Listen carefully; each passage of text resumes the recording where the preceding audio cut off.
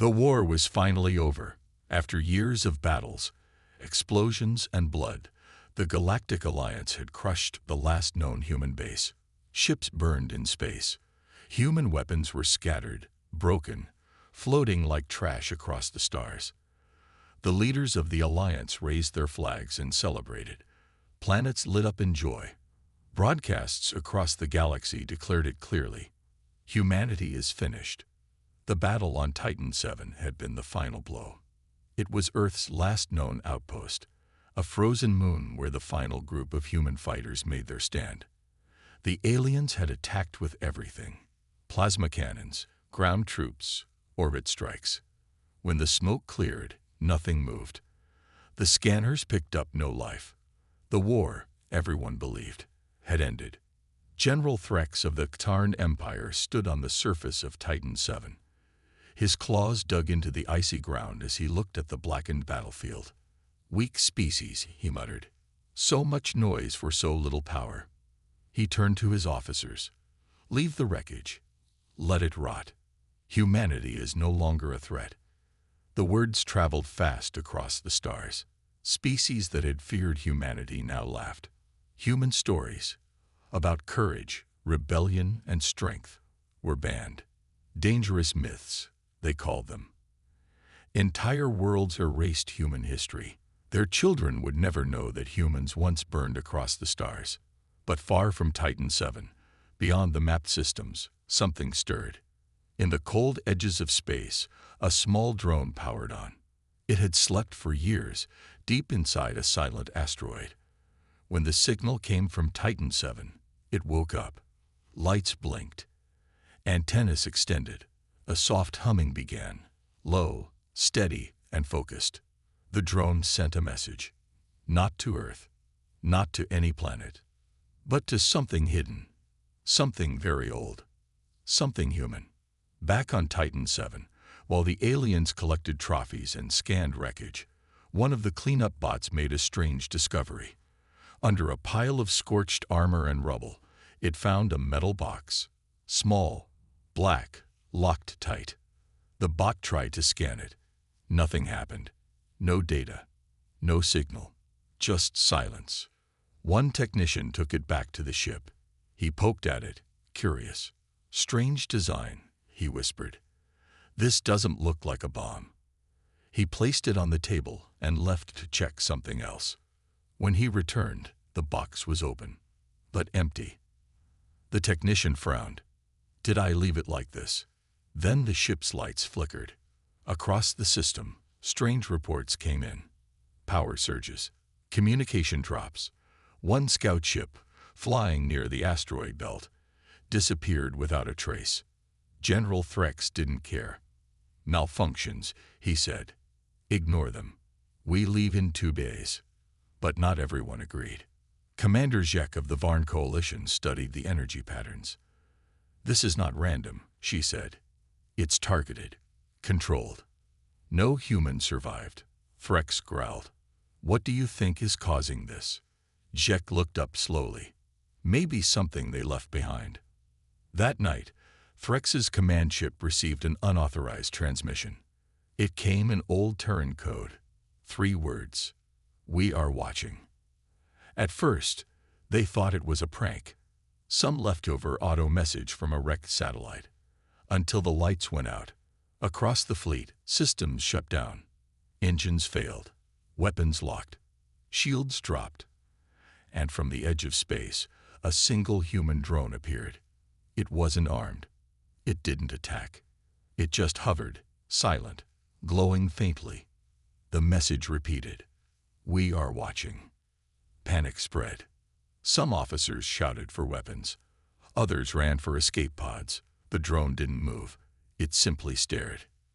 And then, just as suddenly as it arrived, it vanished. No trace. No signal. Gone. Threx called an emergency meeting. His voice shook with anger. "This is psychological warfare. A ghost trick. There are no humans left." But no one in the room believed that anymore. Something was wrong. Something was coming. The technicians ran more scans. Deep in Titan VII soil, They found strange tunnels, too perfect, too smooth, and too warm. Not natural. Not old. Built recently. But by who? Every hour, more signs appeared. Ships stopped working. Cameras glitched. And deep inside the command center, a strange hum began to grow. It was the same sound the drone made. Jek stood in silence, listening to the noise. It wasn't random. It had rhythm. Like a message, a code, maybe even a countdown. She turned to Threx. We didn't win. He looked at her, confused. What are you saying? She pointed at the floor. The battle was a trap, a test. The real human force wasn't here. We only fought what they wanted us to see. Outside the station, in deep space, something massive shifted. It wasn't a ship. It was a gate, hidden behind cloaked fields and asteroid debris. A Terran fold gate slowly powered on. Lights glowed red. The space around it warped, twisted, and began to open. From within, old codes awakened. Weapons older than the war itself came online. The last voice from Earth echoed through the system. You celebrated too early. The signal spread faster than light. It moved like a ghost, slipping past security nets, slicing through jammers, and entering systems that were supposed to be locked. No one could trace its full path. It started at Titan 7, but it didn't stay there. Within minutes, it reached the outer sectors. Then it crossed into old Terran space, places where no one had dared to go for decades. At first, most thought it was noise, a leftover echo from the battlefield. The Alliance command dismissed it, but a few noticed something strange. The signal wasn't random. It repeated every 6 minutes exactly, and each pulse carried 3 coded lines, symbols from a dead language. Human. When decoded, it formed one sentence. We are not gone. The Galactic Alliance brushed it off. A leftover transmission, they said. Old tech. Nothing more. But deep down, they were lying to themselves. Because some of their most advanced systems had started to glitch the moment the signal appeared. I-cores froze for seconds. Battle simulation programs shut down. Defense drones misfired. Across over 20 systems, strange malfunctions occurred, and all of them began right when the signal started. And then the disappearances began. The scout ship Vindicator vanished on its way to the dusk line. The science station Oron 6, positioned near the edge of human-claimed space, stopped sending updates. A recon crew was sent. They found the station empty. Not destroyed, just abandoned. Lights still on. Meals still on tables. No signs of a fight. Just silence. One word was carved into the command console. Watching. Panic spread through the shadows. Civilian ships avoided old Terran regions. Entire trade routes were shifted, commanders argued. Some wanted to pull back. Others believed it was all just fear and rumors. Then came the message. It arrived in every major military system at once. Not through a known channel. Not using modern encryption. It used ancient human war code. A code cracked and lost long ago. 3 words. Begin Phase 1. And it didn't come from a planet. It came from a dark zone in space. Sector 12 Beta. An area marked dead after the Great Burn. No life. No signals. Just floating rocks. But now, it was awake. The Alliance sent a recon fleet. 5 warships, top-tier sensors, stealth armor, elite crews. They moved in quietly, confident they would find nothing. They never came back. For 3 days, nothing. Then, on the 4th day, one of the ships returned. Only it wasn't the same. The Silver Spear limped back into orbit above Titan 7. Its engines barely worked. Its hull was covered in strange marks. Burned symbols glowing faintly red. None matched known alien languages. The crew. Gone. All except one. A single pilot was found in the command chair, shaking, eyes wide open, unblinking. He whispered one thing, over and over. They let me live so I could warn you. Before the doctors could ask more, the pilot's body turned cold. Not dead. Frozen. As if time had stopped inside him. Alliance leaders finally began to worry. They met in secret, far from prying eyes, and reviewed what little data they had. Jik was there. She had warned them earlier. "This is not a comeback," she said. "It's a plan. A long one. Humanity didn't lose. They wanted us to think they did." "But why?" asked an old reptilian admiral. Jek leaned forward. "Because they needed time." Across the galaxy, the signal grew stronger. Civilian networks started to pick it up. Merchants, miners, even pirates. Some began reporting hallucinations. Dreams of Earth, of fire, of machines waking up. One smuggler sent a final message before disappearing into uncharted space. "I saw it. A gate, bigger than anything we've built. And on the other side, a world made of light." Then silence. Alliance intelligence now had one clear target, Sector 12 Beta. They sent a battle fleet, not scouts this time. Full firepower, over 30 ships, fighters, carriers, I-command units. They reached the sector. They saw nothing, just black space. No signals, no planets, no movement, until a star blinked. It wasn't a real star. It was artificial. Metal and heat fused into something new. It opened, not like a weapon, like a door. From it, a shape emerged. At first, it looked like a station, but it moved. It adjusted. It reacted. A human design. A Terran watcher, built for deep space intelligence, long forgotten, now fully powered. It didn't fire weapons. Instead, it sent out a wave, a pulse of energy that hit every ship. Shields collapsed. Engines froze. And then the watcher spoke. Not in one voice, but in many. Thousands of human voices, layered, calm, cold. "You thought the war was over. It was never a war. It was an assessment." The Alliance fleet opened fire. Beams, missiles, plasma rounds. None reached the watcher. Each shot dissolved mid-space, absorbed or deleted by a defense grid too fast to track. And then, the watcher sent one final message. "Phase 2 begins now." And it disappeared, leaving the fleet lost, trapped, and the galaxy holding its breath. Across the galaxy, things were changing, and fast. After the message from the Terran watcher, fear spread like wildfire. No one knew what Phase 2 meant, but they could feel it. Ships stayed closer to safe routes. Stations doubled their security. Even war-hardened generals felt nervous. Something old and powerful had just awakened, and it wasn't finished yet. General Threx slammed his fist on the table. "We destroyed Earth's last forces. We wiped out their fleets. They had no empire left. How can this be real?" No one had an answer. The watcher had vanished without a trace, and the fleet they had sent to Sector 12 Beta, still gone. 30 ships, no signal, no debris, just silence. In the shadows, Commander Jek spoke carefully. "You never understood humans. You saw them as weak because they were fewer, but they never relied on numbers. They relied on something else." "What?" Threx snapped. "Hope, emotion, stories." Jek looked at him coldly. "Preparation." Meanwhile, all across the outer zones of the galaxy, strange things began happening. Ships that had been missing for decades suddenly reappeared, rebuilt, upgraded, and piloted by no one.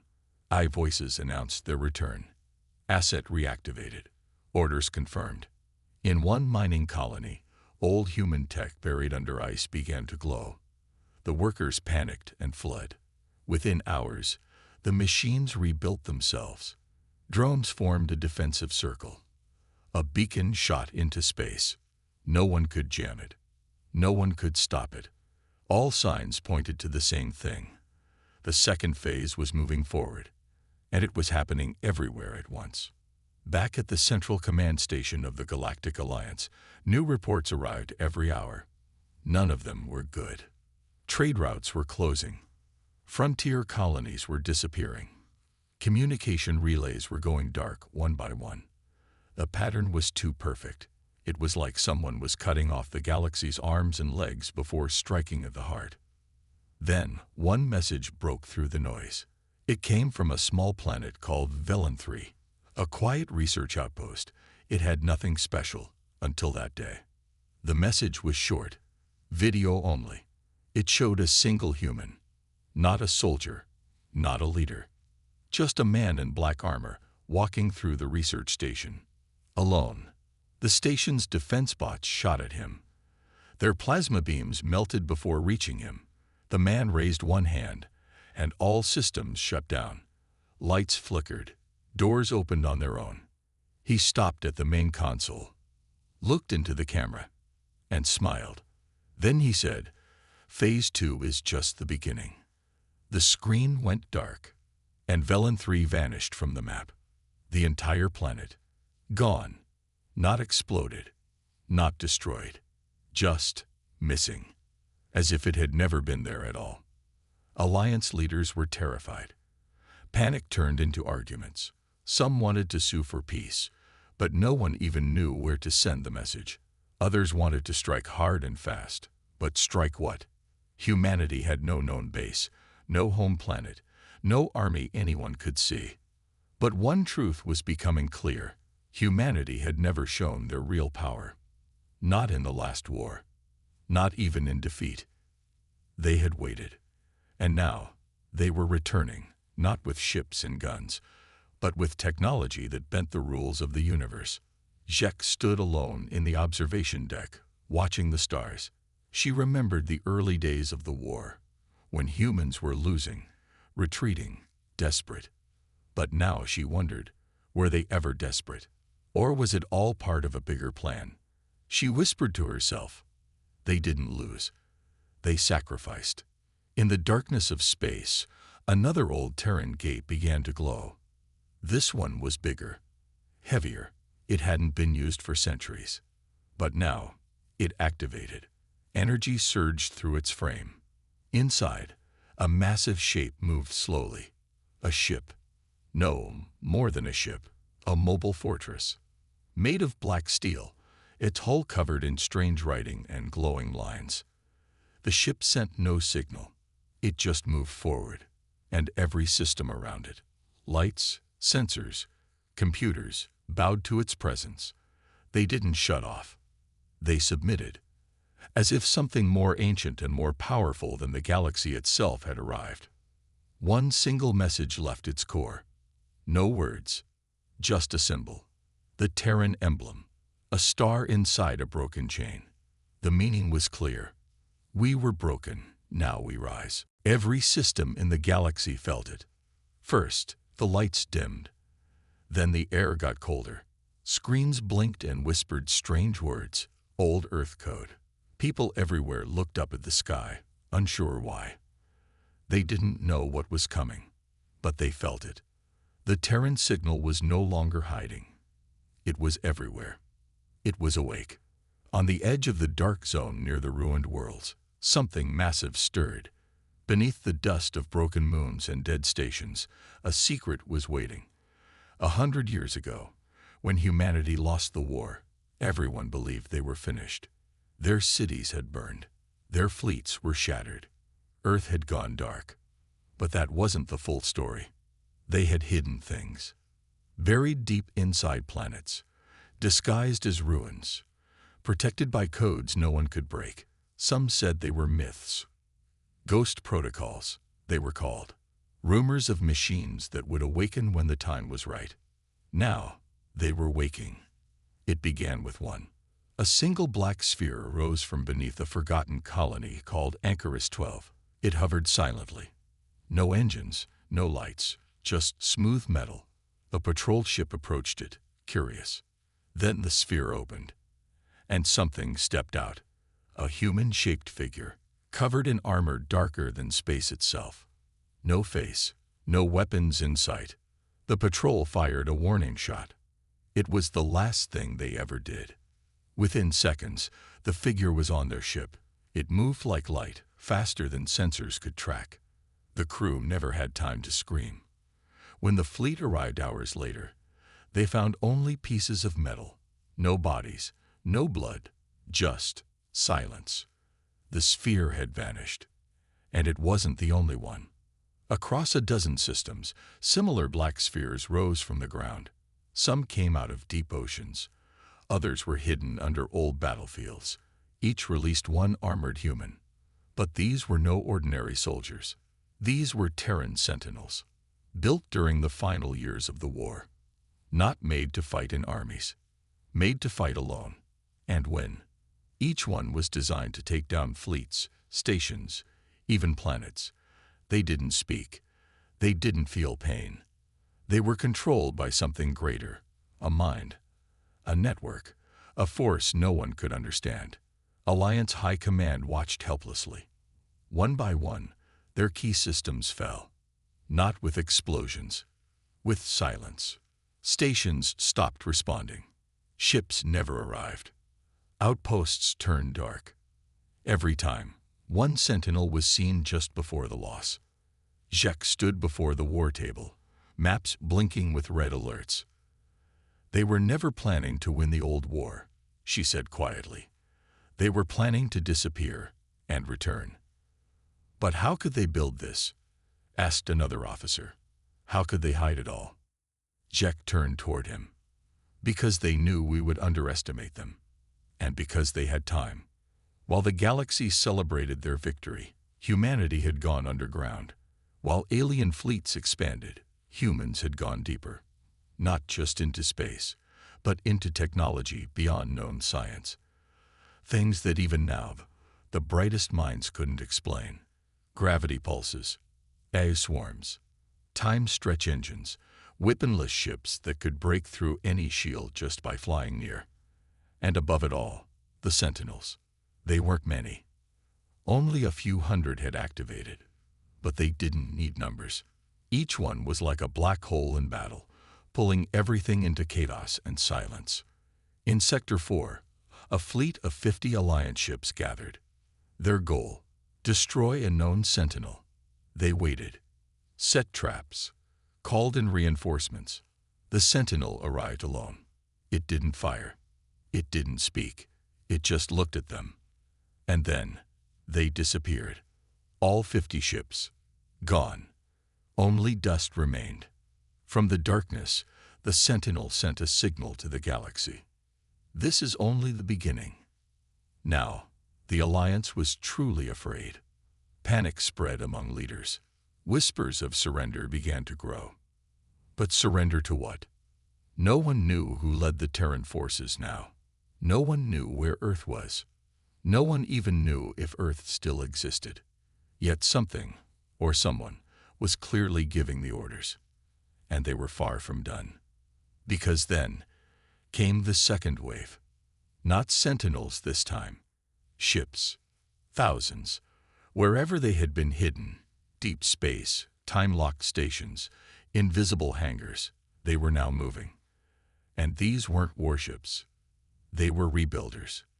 Machines that restored dead planets. Ships that could reprogram entire cities. They didn't carry weapons. They carried purpose. And the message was clear. Humanity is not here to take revenge. Humanity is here to reclaim. Jek watched the rebuilder fleet from a hidden observatory. For a moment, she felt something strange. Not fear. Respect. The humans were not just returning. They were rewriting the galaxy.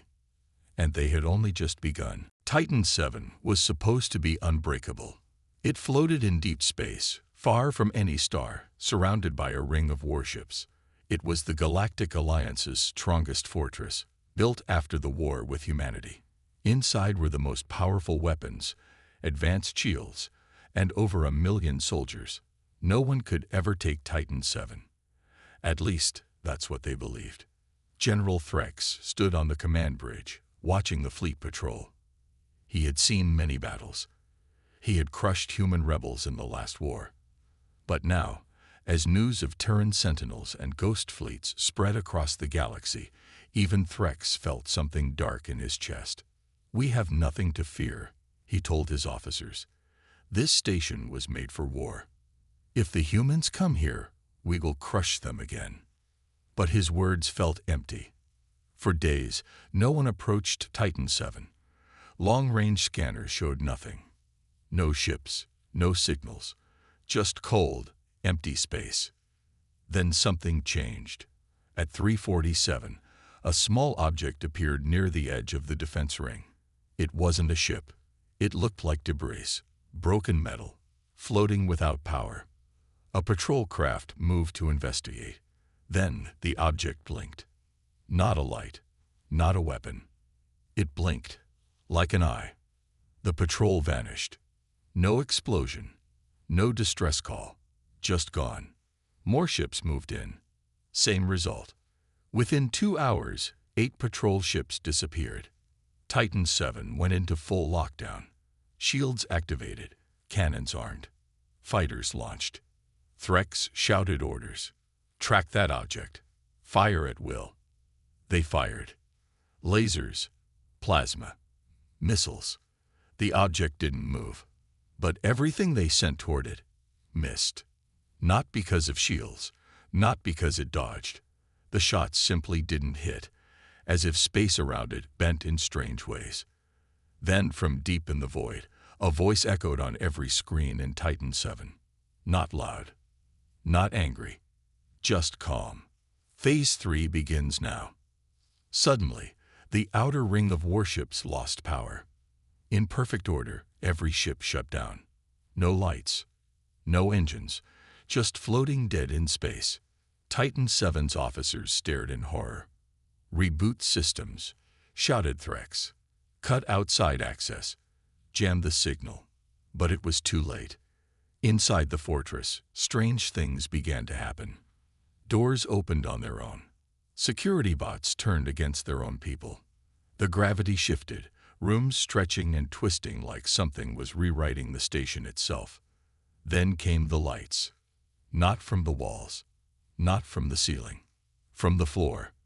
Lines of red light, forming strange shapes, ancient symbols, old Terran code, long banned by the Alliance. Jek, who had arrived earlier to observe Titan 7's defenses, suddenly stood up in silence. "I've seen this before," she whispered. "This is Earth tech, before Earth fell. We never understood it then." A figure appeared at the far end of the bridge. Not on screen. In person. A Terran sentinel. Tall, silent, his armor glowing slightly. No weapon in hand, but everything about him screamed danger. Guards opened fire. The bullets turned to dust before reaching him. He stepped forward. One step, and the floor cracked. Threx stepped back, shaking. "What are you?" The sentinel raised one hand, and the entire command bridge powered down. The lights died. The noise stopped. Everything froze. When the emergency lights came back, Threx was gone. So were all the guards. Only Jek remained, her eyes wide with fear. The sentinel looked at her. "You are not the enemy," he said. Jek couldn't move. "You listened. You wondered. You questioned your own side." Jek tried to speak, but her voice broke. "You still have a place in what comes next," the sentinel added. Then he turned, walked through the wall. Yes, through the wall, and vanished. Moments later, every screen on Titan 7 turned black. Then a new symbol appeared. The Terran emblem. A broken chain wrapped around a star. A voice echoed across the galaxy. "Titan 7 has fallen. The center is no longer safe. The future it is being rewritten." The Alliance panicked. If Titan 7 could fall without a full attack, what hope did they have? All their ships, armies, and leaders were built on one belief, that humanity had lost. But now, the truth was clear. Humanity never lost. They waited. They watched. And now, they were claiming what had once been stolen from them. And they were doing it without firing a single war. Back on Earth, yes, Earth, long hidden behind cloaked satellites and quantum barriers, the sky pulsed with blue light. Cities, once buried, came back to life. Gates opened, and from deep underground, the true human fleet rose, larger than anything the galaxy had seen, carrying not just weapons, but ideas. A new future, one where the galaxy would no longer ignore Earth. No one had seen Earth in over 200 years. Most believed it was gone, dead, burned, or turned into a shadow world. After the war, the Galactic Alliance had banned all travel near the Sol system.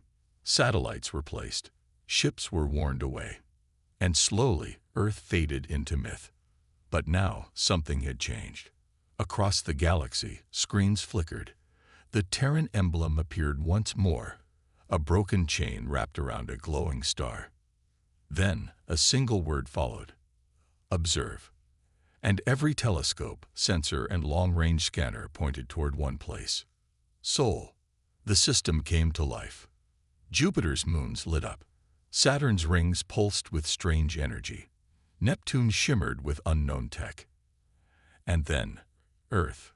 The cloaking field dropped. Where once there was darkness, now there was light. Earth was not dead. It was glowing, shining, alive. But it didn't look the same. Cities floated in the sky. Oceans held towers that moved like machines. The moon, long quiet, now had rings, massive ones, like shipyards in orbit. Dozens of giant ships circled Earth, each bigger than any Alliance carrier. The truth was now clear. Humanity had not only survived, it had evolved. In silence, in exile, it had built something greater than anyone had ever imagined. From the center of Earth, a voice spoke, not angry, not loud, just steady and calm. We watched, we learned, and now we return, not to destroy, but to balance. The voice belonged to someone called the Prime Warden. No one had heard of this title before. It wasn't a king or a president. It was something new. The Prime Warden explained what had happened after the war. When Earth fell silent, we chose exile. We went into the ground, into the deep sea, into space.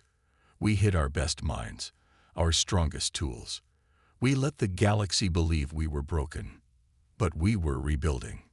Earth had created hidden labs, cities, time bubble zones where a year outside was a minute inside. They had advanced far beyond what anyone believed possible.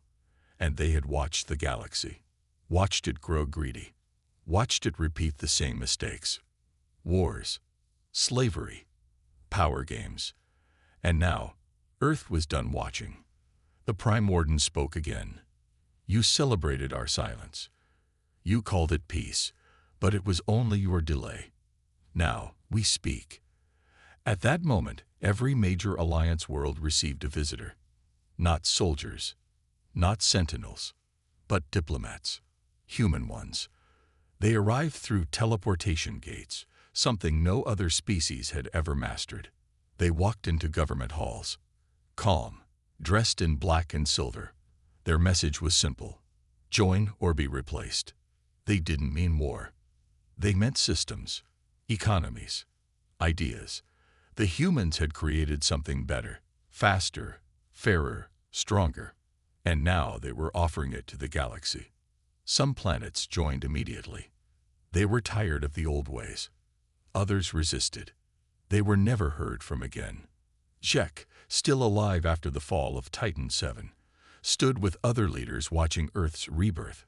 She was no longer afraid. She was amazed. How did we not see this coming?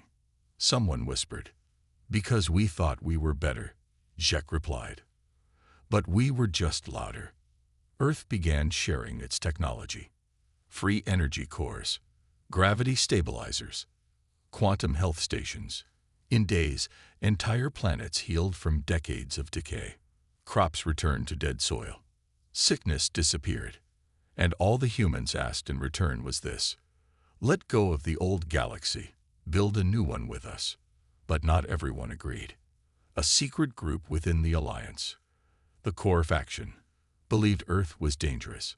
They started building a weapon in a hidden system, a last strike, a way to stop Earth before it spread too far. They named it the Ender, a ship the size of a moon, powered by a dying star, controlled by minds fused with machines. Its goal: destroy Earth before it could lead. But Earth already knew. They had always known. The moment the Ender powered up, something rose from Earth's shadow. A ship. Not large, not loud. Simple, silent. It moved with no engines. Its name was Hope. And with one touch, it turned the Ender into stardust. No sound, no fight, just peace. That was the final warning. Earth didn't want war. But Earth would not allow the old powers to rise again. HFY, now part of the human-led council, stood on the balcony of Earth's orbiting station, watching as new ships spread across the stars. She whispered to herself, "This is no longer the galaxy we once knew." And she was right. The balance had shifted. Earth had revealed itself, and the galaxy would never be the same. The galaxy had changed. No more silence. No more guessing. Earth was back, and stronger than ever. Planets that once ruled were now following. Ships that once led battles now flew behind Terran fleets, and the old fear, it had turned into respect. But it wasn't over. Because humanity didn't just want to return. They'd wanted to build something new. The Galactic Alliance still existed, but it was no longer in charge. The Terran Council now led from a quiet command center in orbit around Earth, known only as the Core Ring. Its walls were alive, made of smart metal that responded to thought. Inside, humans and aliens worked side by side, something unthinkable just weeks ago. HFY sat at the council table. She had once feared humanity. Now, she helped shape its future. Across from her sat leaders of planets that had long hated Earth. But now, they listened. Because Earth had something no one else did. Vision. The Prime Warden stood before the council, calm and clear. "We do not demand loyalty," he said. "We ask for purpose. We ask for unity. The old system was broken. Let us not repeat it." His words traveled to every world, broadcast in every tongue. Simple, honest. He wasn't a ruler. He was a guide. And still, not everyone agreed.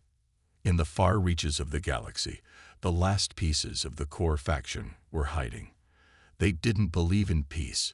They believed in power, in control. They sent out one last message.